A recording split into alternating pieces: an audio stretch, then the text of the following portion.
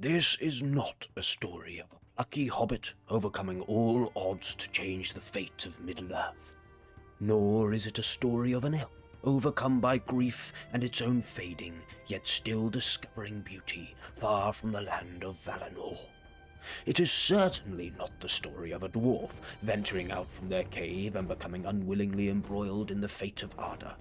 This is a story of a man who knew he was born for greatness, a man who grew up endlessly searching for his purpose within the music of the Ainur, a man who at this very moment was in a room. Not a friendly, clean, dry room filled with the trinkets of an established household, nor yet a cozy, warm, lively room filled with the wafting pipe smoke, aroma of spilt beer and leftovers of a great feast. It was a jail. The man was relatively well-to-do, and his name was Malvagil. His family had lived in the hamlet of Archet for as long as he knew. The people there considered him unfortunate and grating. But as he had lost both of his parents, his father was never known and his mother had passed away several years prior, the townsfolk often treated him with sympathy, something which annoyed him more than the loss of his parents. He always attempted to have adventures and consistently did the unexpected. You could not tell what he would say on any question you asked him. This is a story of how Malvagil finally had a true adventure and found himself doing things he had always expected. A chance encounter with brigands upon the road leads to captivity. You awaken with the ranger Strider before you. As he urges you to act quickly, you realize you have become involved in matters much greater than yourself. Finally, I had struck gold. Endless patrolling of my hometown of Archet, voluntarily I might add, had rooted out a possible adventure.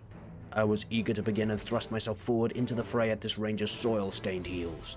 Analyzing my surroundings, it seems like I, the great Malvagil, had been taken captive by some foul ruffians, and was now left with no choice but to boldly fight my way out. Hurry, friend. We must test your will to fight. This ranger by the name of Strider had come to rescue a hobbit, but claimed he had tracked the wrong one.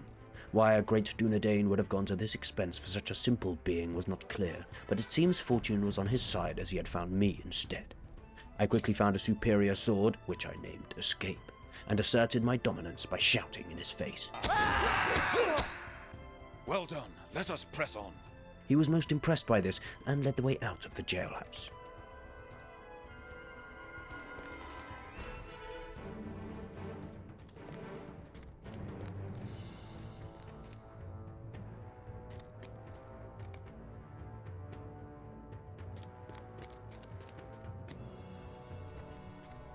Here is where we must part ways. Here we parted ways. Entrusting me with the rescue of 2 hobbits, he left to search for signs of a servant of Mordor and its connection to the Blackwolds. A fellow ranger of Strider's was making a safe path for us and would be waiting at the main gate, so I quickly took my leave. I thought the connection likely as the next Blackwold ruffian I met clearly demonstrated some foul magics. His ploy failed, and I quickly dispatched him and 3 others in rapid succession.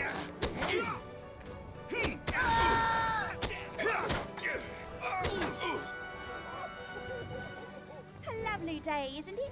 I saved one of the hobbits, Celandine Brandybuck, who suddenly seemed proactive.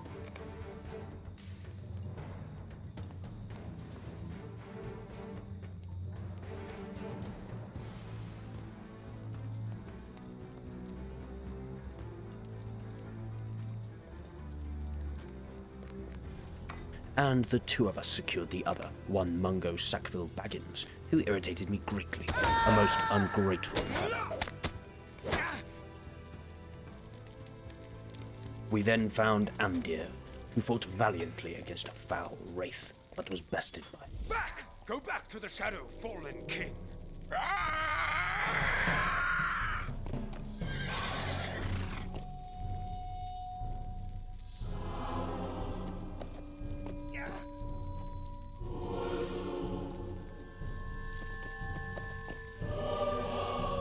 When it turned its attention on us, I stood tall and proud, not showing a scrap of fear to this fell being. But Our fated showdown was not yet to be, and Celandine's earlier quick thinking and Strider's timely arrival prevented Andir from being slain. You will not harm these folk.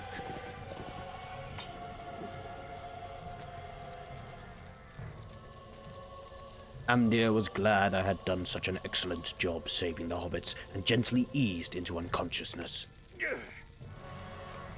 I regret that I was but a moment too late, but all is not lost. Strider suggested we return to my hometown of Archet to give Amdir an opportunity to rest and heal. Was this to be the end of my great adventure? Wounded by a Black Rider, the ranger Amdir escaped with his charges into the wild, making his way back to the village of Archet. There, Captain Brackenbrook, a retired sellsword, has allowed Strider and his companions to stay and take respite from their cares.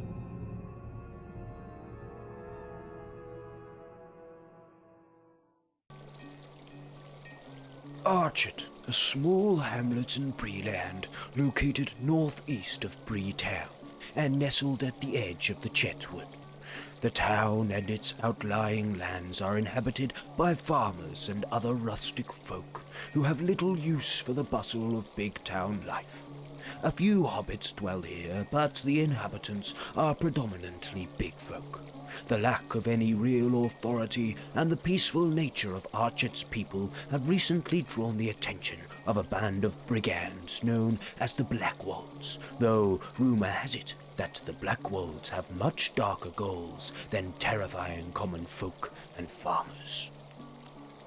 The town was just as I had remembered it. I had been gone almost 2 days, and my adventure was not to be so easily concluded.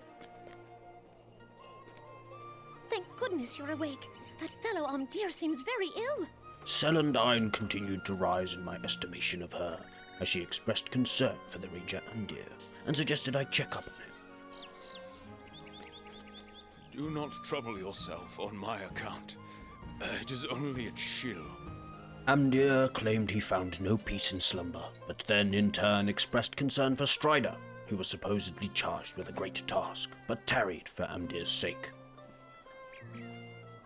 There are too many deeds to be done, all pressing, and none of them easy. Strider was torn by the choices of leaving Amdir, warning the town of a raid from the Blackwolds and searching for a back-ins. Perhaps you can help, my friend.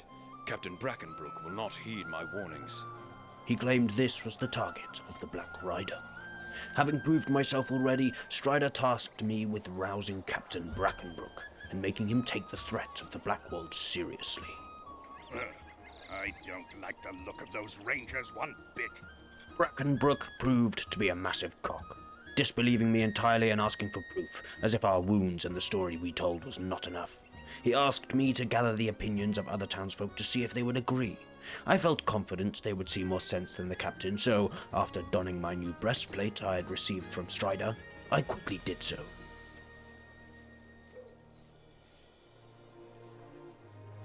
What is this world coming to? Cock. How can I be of service? Bollocks. What do you need? Twat. None of them believed me. Barely hiding my contempt and embarrassment for my fellow Archeteers, I reported back to Strider. Alas for peaceful folk everywhere.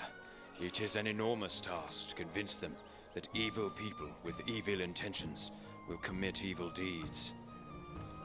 Before you try to fight, you must learn what skills you may from the trainer. He shared my hopelessness but firmed his resolve, and asked me to prove I was ready to help by speaking with the captain trainer nearby. I equipped the new gauntlets he gifted me and set off. I also leveled up and went for Spec 2, lead the charge, and put a point into martial prowess for more melee damage and attack speed. Might I take a moment of your time? The captain trainer Edgar Standish appeared to have forgotten who I was, and gave me some doubtful advice, claiming that a captain best served his companions by standing behind and directing the efforts of his fellows. Without a fellow in sight, he had me face an impressively skilled warrior to prove my mettle, which I did without flaw.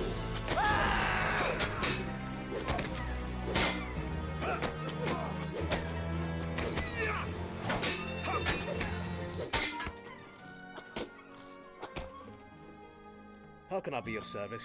He was obviously affected, gave me a new sword, which I named Truth, and I returned to Strider.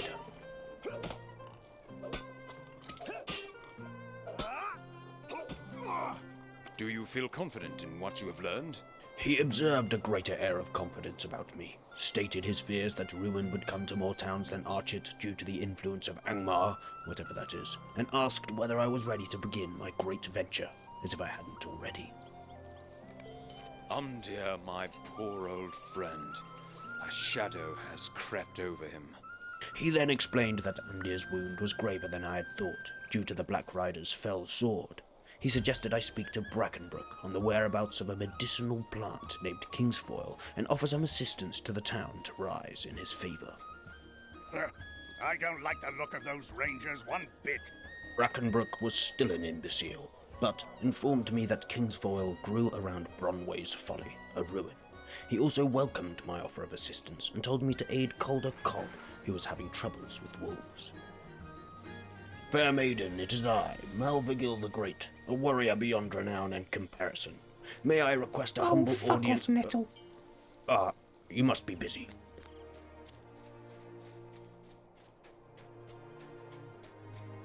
Well, well, if it isn't the rumor monger. I trudged out of town and spoke to Calder Cobb. He seemed of the same ilk as Brackenbrook, but I stomached my distaste and accepted his request to slay wolves around the ruins and investigate the top to see why they were gathering there.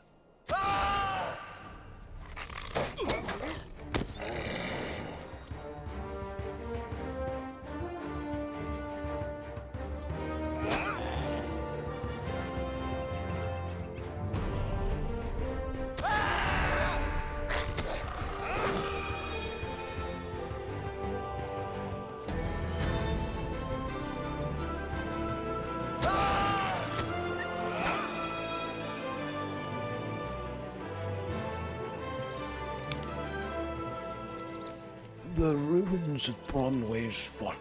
Little lore remains from the days of the North Kingdom, but it is said that these ruins are all that remain of a Cardolan lord's failed attempt to hold back the wrath of Angmar.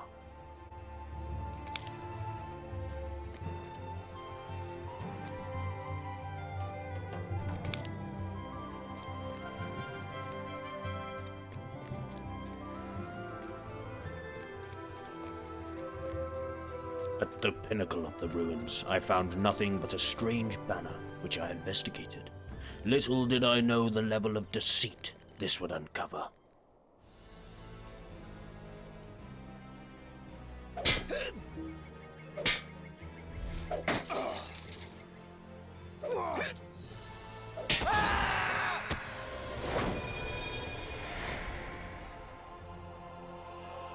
Treachery! The only thing waiting for me at the top of the ruins was an ambush. A black-walled wolf-master had been told of my visit by none other than Calder Cobb himself. How deep did these black-walled tentacles slither and writhe? Answers must be found. Strider must be informed. I begun to doubt whether even Brackenbrook wasn't in on this sinister plot. But first, this vile spook Calder must be confronted. My path was clear. Archet, the place I grew up in and was always eager to leave, required my help. People I knew my entire life must be watched with sideward glances, and my vigilance had to remain firm. I had never had so clear a purpose before in my life, and my feet marched forward almost unbidden. Malvagil had a reputation to make, and Archet was only its beginning.